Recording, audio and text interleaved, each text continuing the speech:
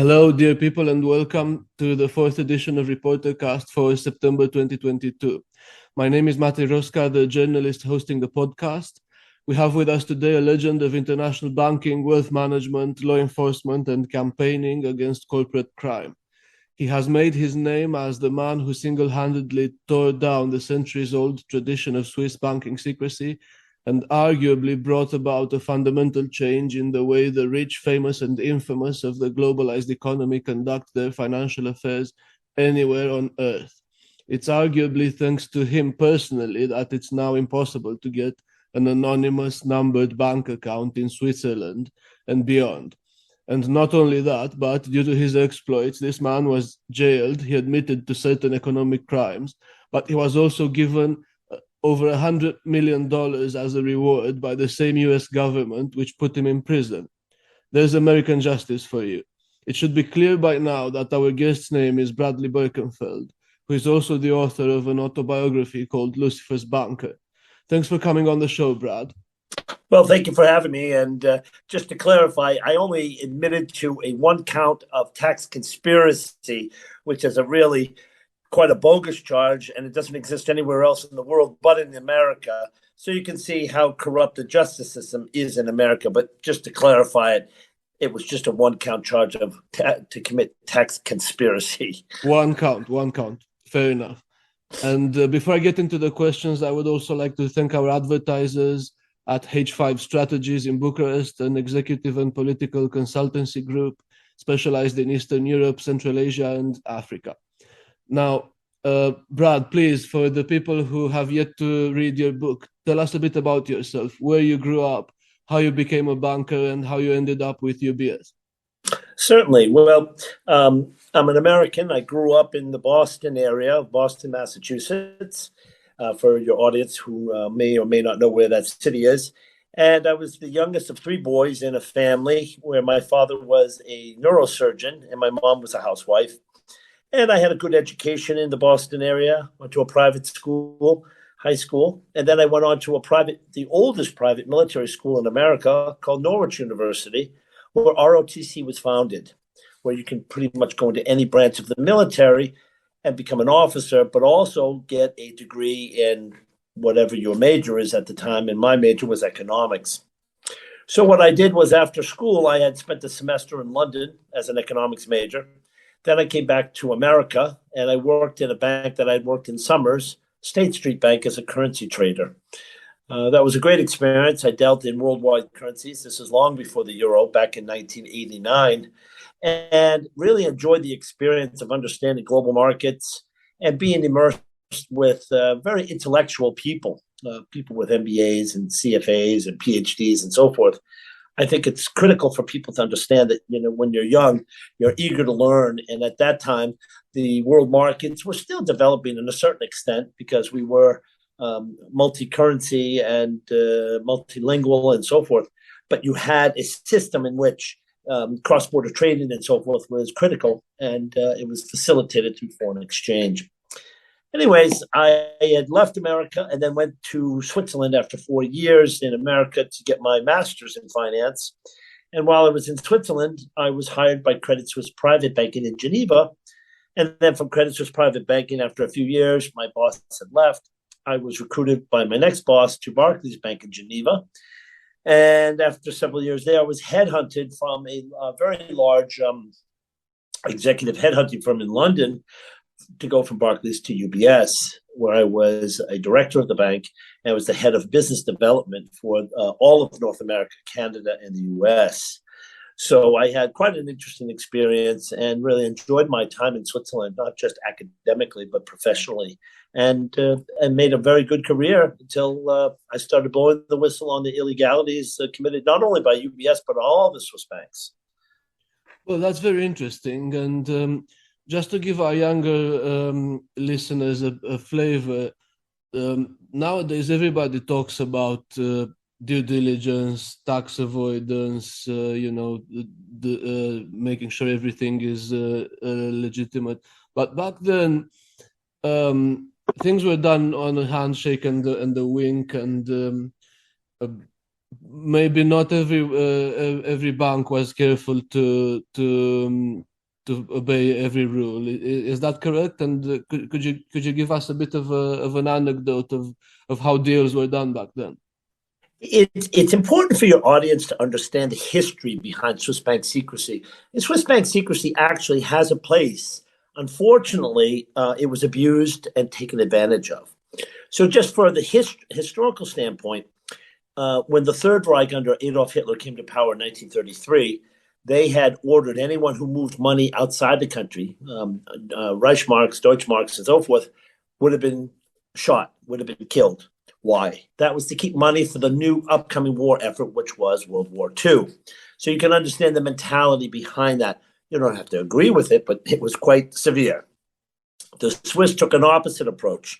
In 1934, Article 47 in their constitution clearly states if anyone opens an account in Switzerland, you would be anonymous in a numbered account, and we will never, repeat, never disclose that.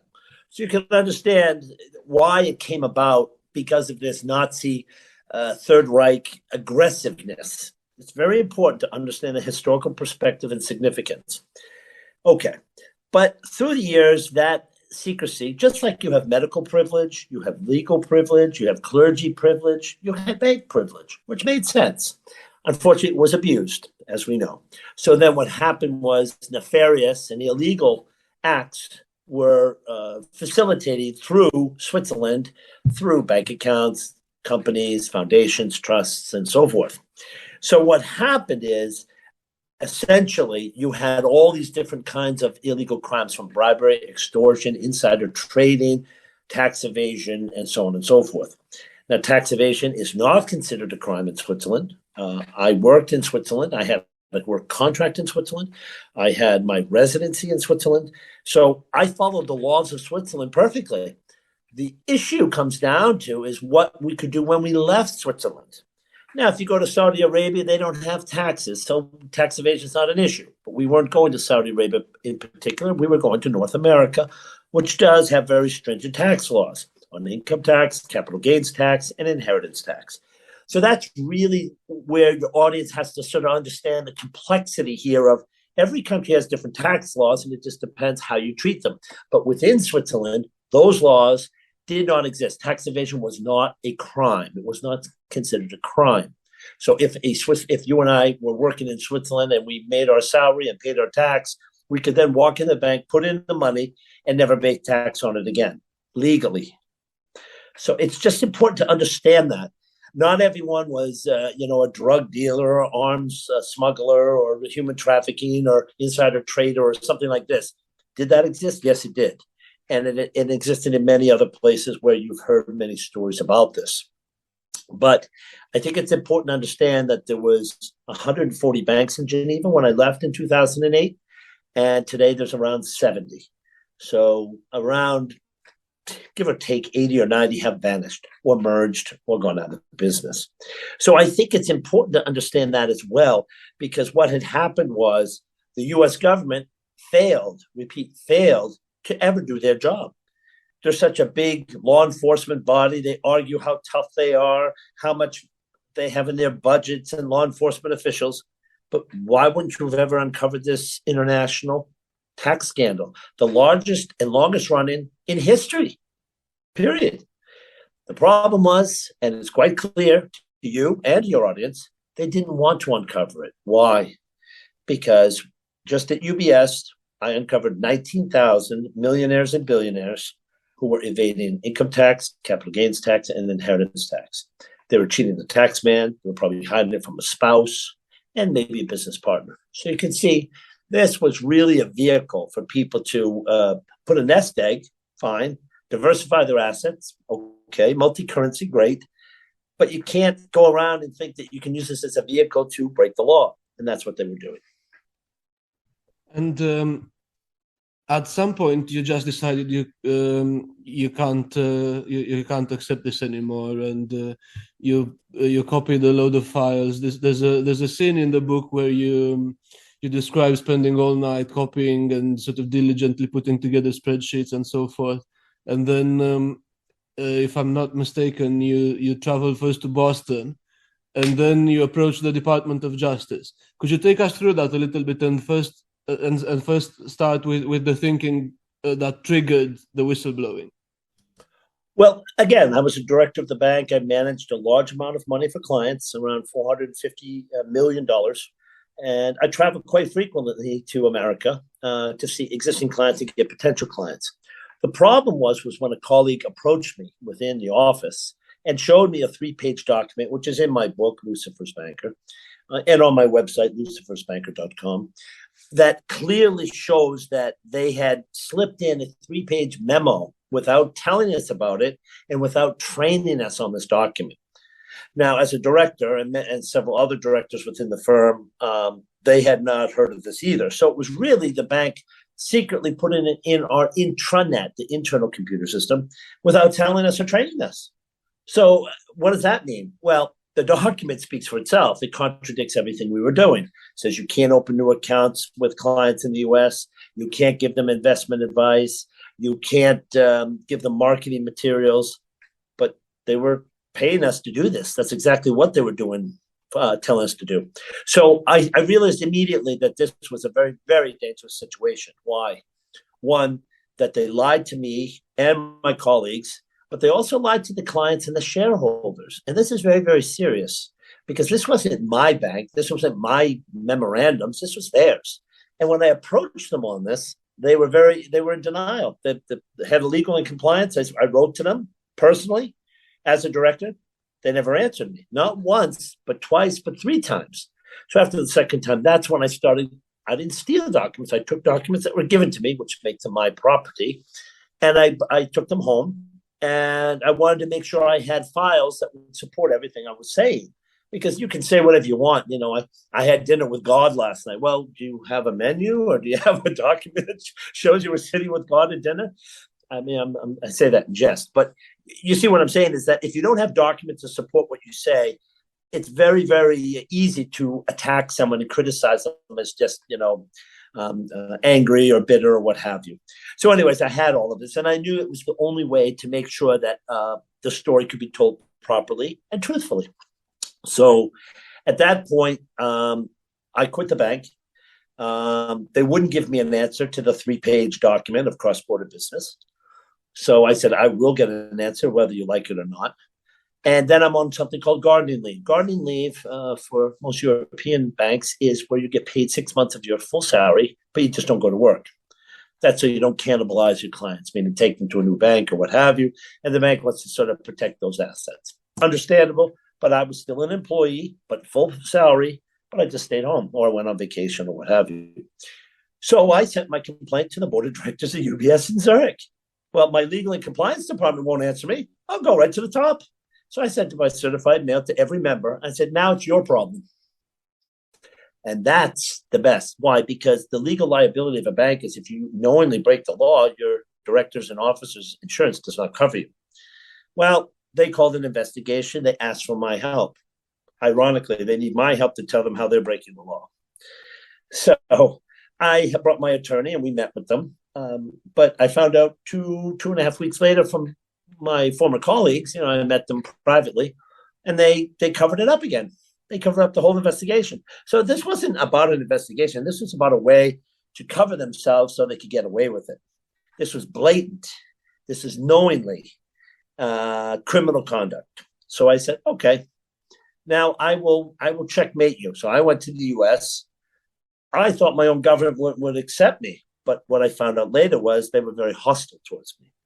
The first reason is you have incompetent civil service at the Department of Justice. That's the first thing. I mean, really incompetent people. And I can, if anyone reads my book, and it's in Romanian as well, English, German, French, Italians, Japanese, Greek, Russian, and you can read it.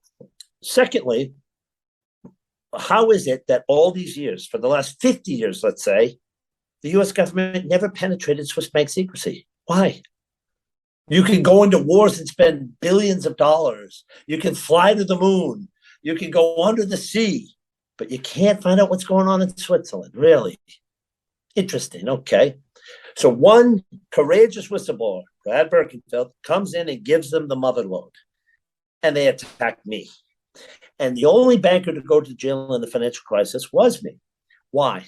Because they didn't want to expose all their rich millionaire and billionaire friends, CEOs, politicians, Hollywood actors and actresses, because it's incestuous. This was across the board. The rich and powerful elite were keeping offshore money to the detriment of the taxpayers. So this was really the problem, that the powerful people in America who were that rich to open a Swiss bank account were angry with me. The Department of Justice was angry with me. The State Department was angry with me. The Treasury Department was angry with me. The IRS was angry with me. The White House was angry with me, as well as the Swiss government and all the Swiss banks. So I was really a man without a country. Let's be frank. And nobody wanted to support, oh, that's the guy who got indicted. That's the bad guy. And okay, And sure.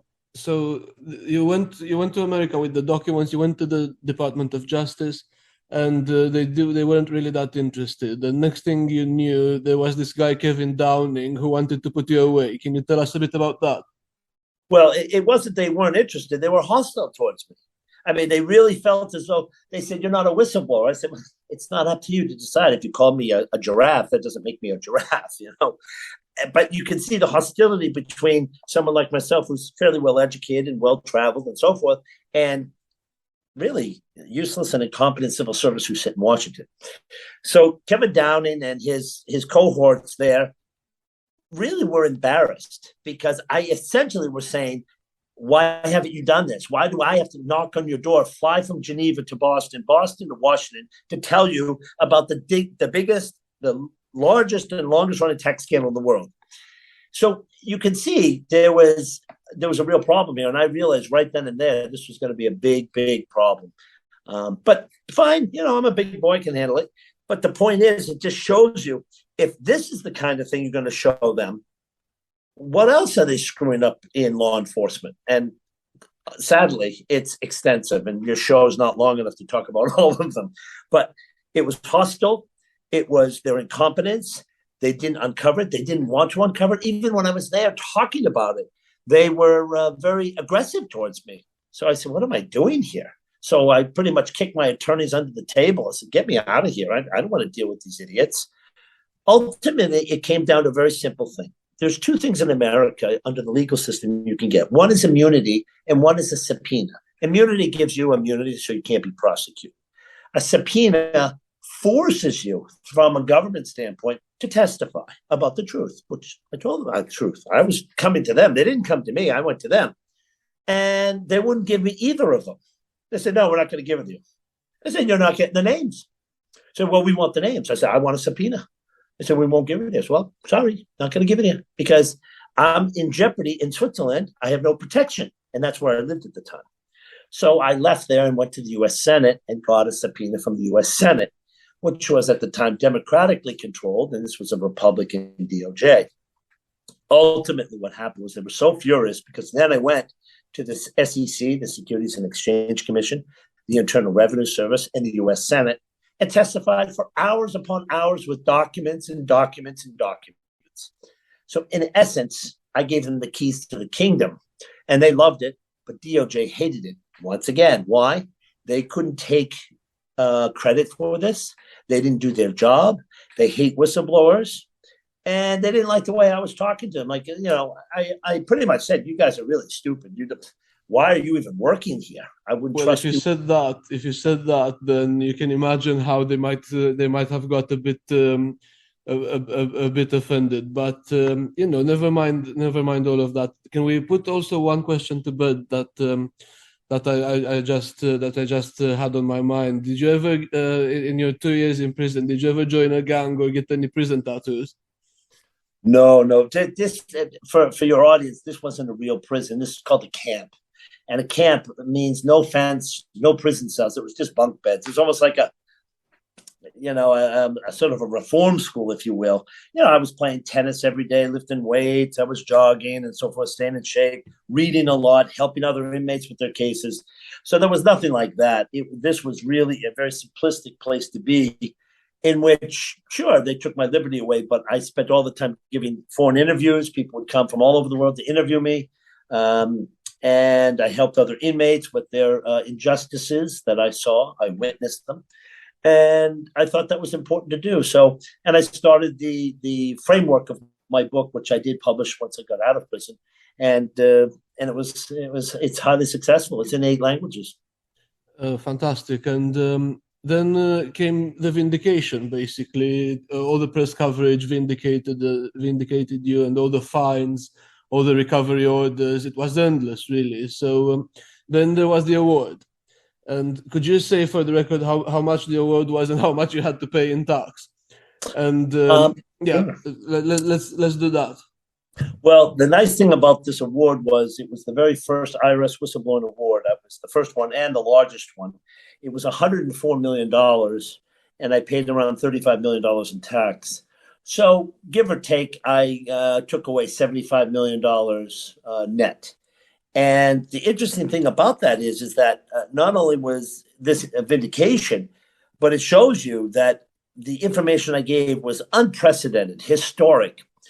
And ultimately, 3 weeks later, I got a FedEx from London in America, and they put me in the Guinness Book of World Records. So they had to create a new category for me. So I was quite proud of that. That's very interesting, very interesting. And can we put another thing to bed? And this time I'm not joking, but did you know there was going to be an award at the end of this when you started on the journey of exposing UBS and exposing Swiss banking? No, I didn't. And again, this is a very critical question, again, for your audience to understand. When I started whistleblowing, it was around April of 2005. I quit the bank in October of 2005. The whistleblowing law did not commence or pass until December 2006. So I had started my whistleblowing internally at the bank, resigned from my post at the bank, went to the board of directors long before the law was ever passed. So, quite frankly, I sacrificed my career, my finances, my reputation, my life, all of this because this was the right thing to do. And this is the story that your audience should really understand. Yes, the money's great, but it wasn't about the money because I didn't even know that law existed. And it didn't because it wasn't in place yet. That's very, very important. Second, I want to do the right thing. I was making a lot of money. I could have kept doing the same thing, but I said, no, I want to expose this. And that's exactly what I did. I exposed it. I did the right thing versus the wrong thing. Now, some people will criticize me and say, oh, you got paid a lot of money and this and that, or you were a part of the problem. Well, no one else did anything. And there was 140 banks operating for decades. Nobody did anything. The U.S. government didn't do anything. But yet when you bring it to them, they attack the messenger who brings it to them. So you can see this is why the story is so powerful. And it shows how it's sort of a David and Goliath approach, if you will, in which we can have the power, and hopefully I'm motivating someone in your audience or many people in your audience to say, hey, this guy, he had the courage. You know, some people are shy or they're married or they have kids. They don't want to be bullied or lose their job or be harassed, intimidated, all of these things. And that's exactly what we're doing, is trying to help people understand the complexities of whistleblowing, not just in America, worldwide. I was based in Switzerland, and this involved America. But it's important that we all look and try and make our society a better place to live. Whether it's an oil company dumping oil in the river, whether it's teachers slapping little kids illegally, whether it's pharmaceutical companies selling us drugs that don't work or kill us, or whatever it might be. Absolutely. Dieselgate with Volkswagen. I mean, there's a perfect example in Europe, and there's many, many others. But yeah, absolutely. That's it. And could we could we say that maybe, you know, if you continued your career and, you know, continued turning a blind eye, you still would have lived a very comfortable life, the life of a millionaire, jet setting, private jets, caviar, and all of that, because after all, you were a highly paid banker, and it wasn't that your lifestyle didn't change that dramatically, actually, after the whistleblowing. But could we say how much money the United States government recovered after the whistleblowing? Well, it's still coming in. Let's put it that way. Over a decade later, several years ago, the amount was around $25 billion. Now, that's not just the fine of the banks, and they fined 100 Swiss banks. 100 Swiss banks were fined, and you can Google this. It's all out there. It's all noted. IRS and the DOJ never mentioned my name, but it's because of me that all these banks were fined. 100 Swiss banks. Okay, that's number one. Number two, we had 19,000 clients and $20 billion at UBS of American clients. So these clients had to come in and pay around 30% of their account balance over a 10-year period, meaning over a 10-year window. They looked at the highest level of their account, and they hit that amount times 30%. Roughly speaking, that's how the formula worked. Whether the account was 10 and went down to 7, they don't care. They go for the 10 million, 30%, 3 million, next client, and so on and so forth. So the IRS, a week after I published my book in America in 2016, announced that over 100,000 Americans became tax compliant. Now, we had 19,000 UBS. That meant another 81,000 Americans came in. But what's very important about this is very simple, is that money then leaves Swiss banks and comes back to the American bank. It gets invested and it gets taxed through perpetuity. So the numbers we're speaking are exponentially larger, many, many billions and billions and billions on top of this. So I effectively transformed $1 trillion industry to the benefit of the taxpayers and the government. Yeah, and also there's the money that never even got transferred out of the United States because the Swiss laws were changed. So it wasn't that easy to launder or to evade tax in Switzerland as a consequence of the whistleblowing. So there's the money that the Americans kept without even having to return because it never went anywhere. Well, that's another point. And there's many, many other things. Tax treaties were done. Senate hearings were held. The entire executive management staff at UBS was fired. Clients left. Colleagues left. There was a what do you call it? There's this amnesty. There was 3 amnesties put in place. They've never had 3 amnesty programs. There were too many people. They couldn't indict 100,000 people. They'd be in the courts forever.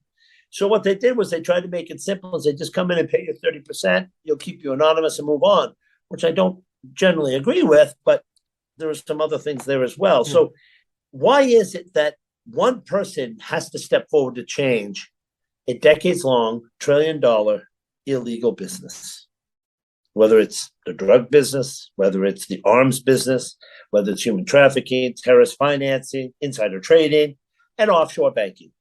Why is it the British still have all these offshore centers in the BVIs in Jersey and Guernsey and Gibraltar and all this? Why is it that the Americans and foreign governments, for that matter, haven't held UBS accountable in the court of law? Why did they settle for a settlement? Why? Well, it's an interesting question, certainly. But, there's also a cultural difference, I think.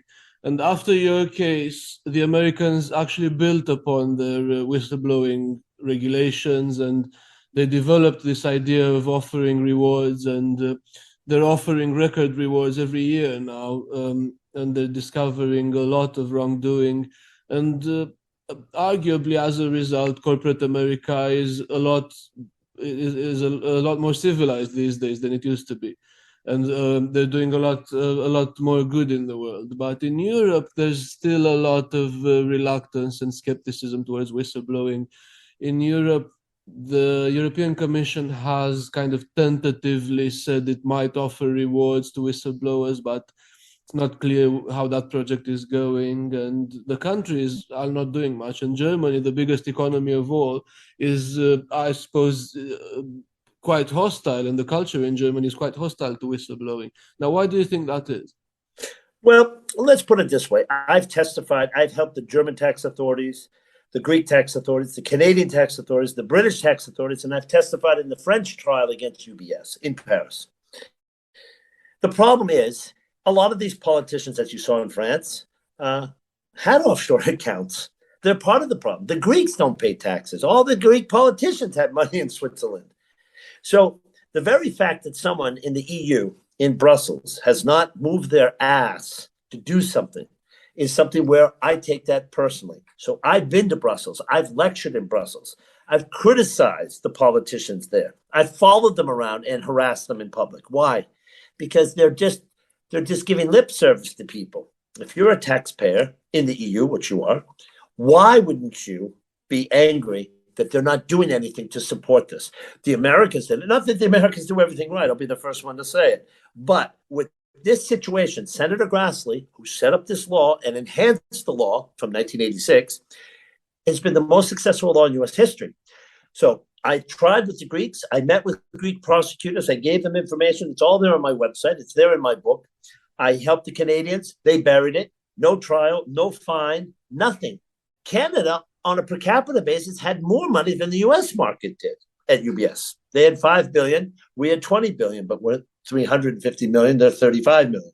So you can see they're 10% of our population. So why nothing? Because if your audience reads my book, the last chapter called The French Connection talks about it. The head of the CRA, Canadian Revenue Authority, sat on the board of UBS Canada. The conflicts of interest are endless. The corruption is endless. The incompetence is clear. So this is why whistleblowing is so critical to hold corporations and governments accountable. If they don't want to do it, we'll do it for them. Well, exactly. And when you encounter a whistleblower, especially a hard-headed one, they don't really give you much of a choice, because they go to the media, they go to the authorities, they go to people like Chuck Grassley. And it's worth just mentioning, because again, Grassley has been around a long time, and he really is one of the individuals who did most of everyone to fight economic crime and money laundering and anonymous shell corporations and so forth. So he really is an enemy of dirty money around the world. So it's people like that and people like you who are actively fighting against this stuff, and you can't really rely on the system. And yet, you said you wanted to build an NGO or some sort of organization helping whistleblowers. Now, I'm not going to say more, but why don't you say something about that? Well, as I said, my book is in 8 languages, and the last 3 languages we're looking to do is Portuguese, Spanish, and Chinese, to essentially cover the worldwide language barrier, if you will. And in your country, Romania, which was a country I was very proud to get my book published there, because my grandfather was Romanian, and he went to America. He went to New York City. 100 years ago, 2 weeks ago, he landed at Ellis Island. And that, to me, I dedicated the book in Romanian to him. And I lectured all across Romania, in Cluj, in Iași, in Constanța, in Bucharest, in Viznetsia. I went all over and gave the books away. Why? Because I wanted to educate people and let them know I'm here today because of my grandfather, who was Romanian. And I wish you could have seen what I could have done and what I did in the world to change the world. So this, to me, was so powerful to come to Romania. People say, why are you going to Romania? It's such a small country, and what's the connection? Well, I just explained it to you and your audience. But more and more, I come to Romania every year, several times. I have many Romanian friends, as yourself and many others. I like to help the people. I like the food. I like the culture. Anyways, the whole point about this is to get in close to the people. I'm not just trying to help people because they say I'm helping them or I'm going to do a business or something like that. We're looking to set up something very, very aggressive in Europe that will help all whistleblowers. There's 2 problems. The first problem is that the laws in Europe, as you rightly said, are invisible. They don't exist. You have to protect whistleblowers and you have to compensate whistleblowers. Why? They're the ones taking the risks.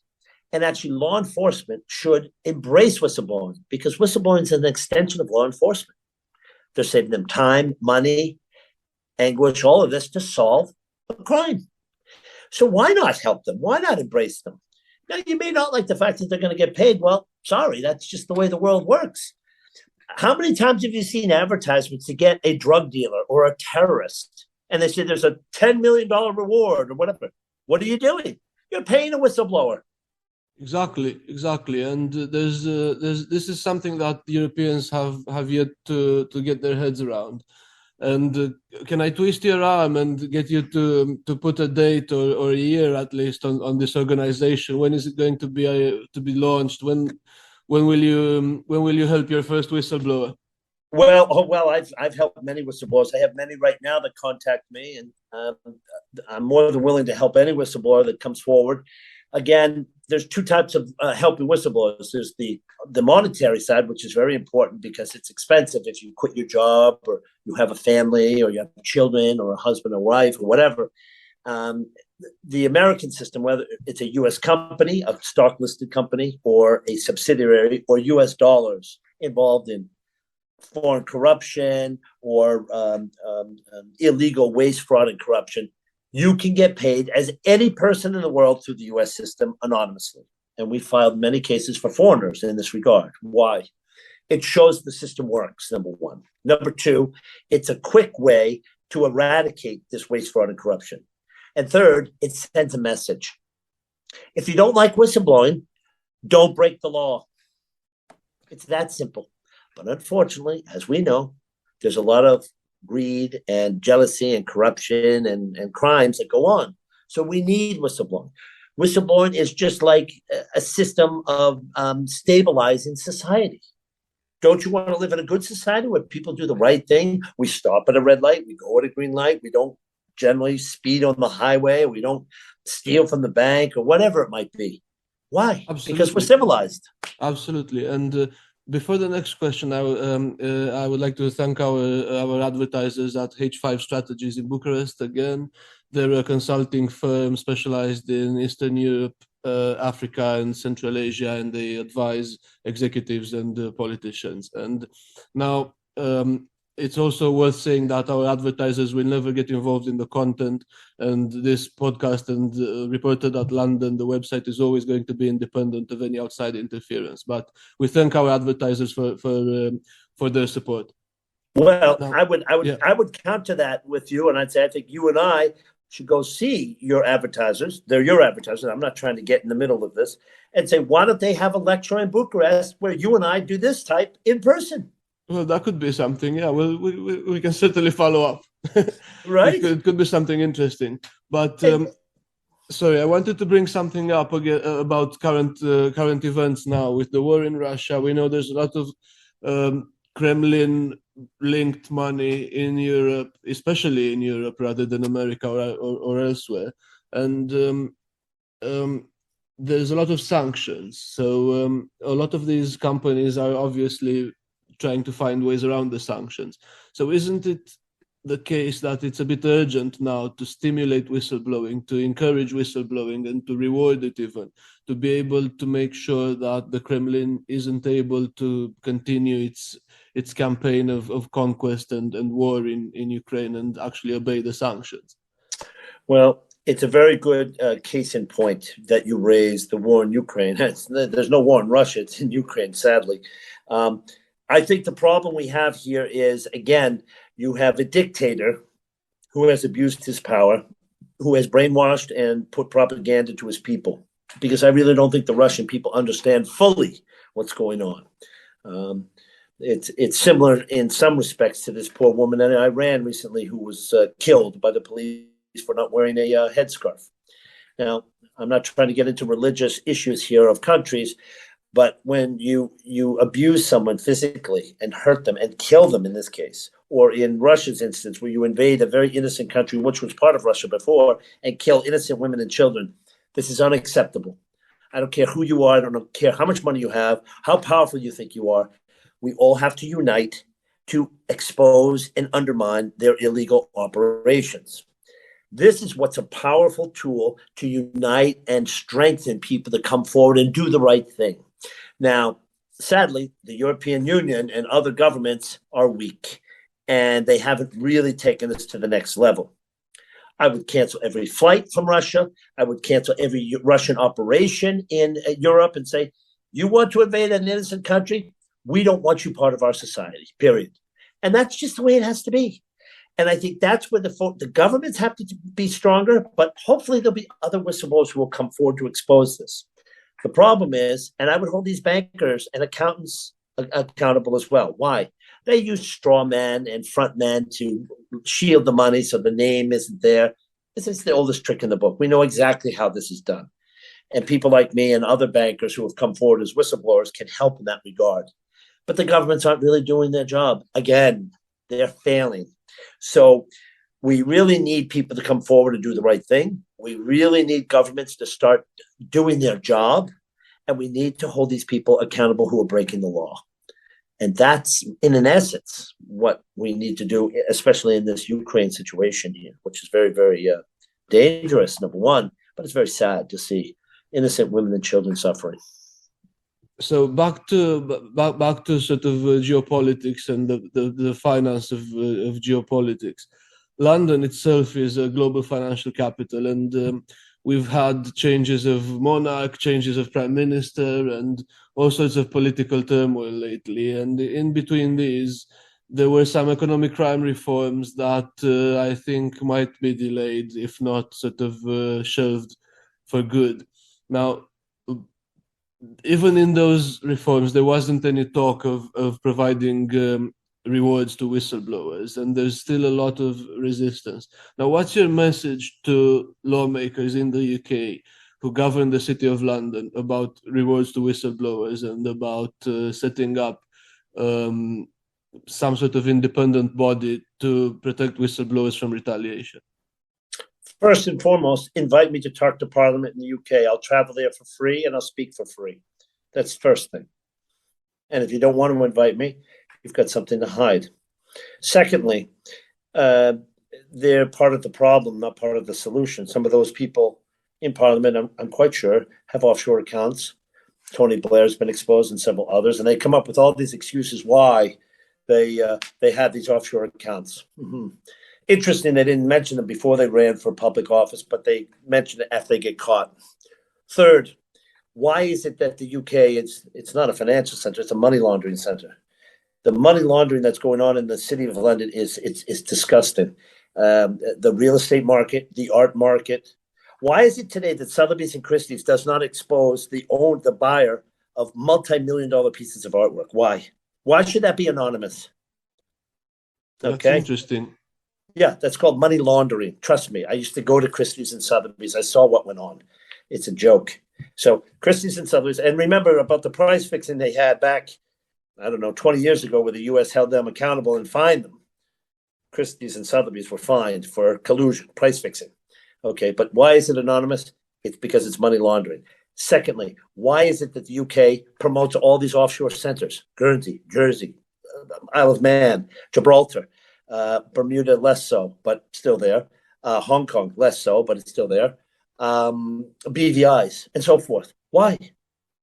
When they talk this big game about righteousness, sorry to say, it's bullshit. Because this country single-handedly developed this offshore world. Not the Americans. Yeah, of course. Look, I just gave it to you. Guernsey, Jersey, Isle of Man, Gibraltar, Bermuda, Hong Kong, Singapore, BVIs, and the Caymans. So what I'm trying to say here is you can't fix the problem unless you really want to fix the problem. And these people don't want to fix it. Why? Because they're benefiting from it. It's like a drug dealer saying, oh, we're going to stop the drug trade. Why would they do that? Unless there was a penalty that was so severe and so harsh. So why don't the foreign banks, why doesn't the Central Bank of Europe, now that the UK is out in Brexit, sanction the UK? How about that? Right. Well, how about we try to put a slightly more optimistic twist on this, and think of people like Stephen Cohn and yourself who made you've made a good living out of whistleblowing, and Stephen Cohn is helping other whistleblowers get rewards from the American system. Now, why doesn't Europe provide a competing system if there is an industry to be had, there is an economy to be had around whistleblowing? Is there a business case for whistleblowing? Well, there certainly is. The problem is that, law firms are slowly starting to catch on and see that this is a very lucrative business to expose wrongdoing and get their clients paid and protected. It's very important, the protection as well as payment. But the problem here is they keep reverting back to World War II about how people were double agents or spies or the Vichy government in France and all this kind of stuff. No, enough of that. It's 2022. Can we stop the nonsense? And we're big boys and girls. We have to come up with laws that make society a better place. You've got Russia invading Ukraine. You've got a woman getting killed because she doesn't wear a headscarf in Tehran. You've got Taiwan about to be swallowed by China. Really? And you can't come up with a very simple approach to stop this offshore illegal banking that does terrorist financing, human trafficking, guns, drugs, and so forth. What? Well, on that note, cherished audience, Brad Birkenfeld, he never holds back. Thanks again for joining me. And one last shout out to H5 Strategies in Bucharest, a consultancy for executives and politicians around Eastern Europe, Africa, and Central Asia. And Brad, I really look forward to some of your next adventures. And thanks very, very much for being with us today. It's my pleasure. And I'll make sure I'll get you that document next week when it comes out. Okay.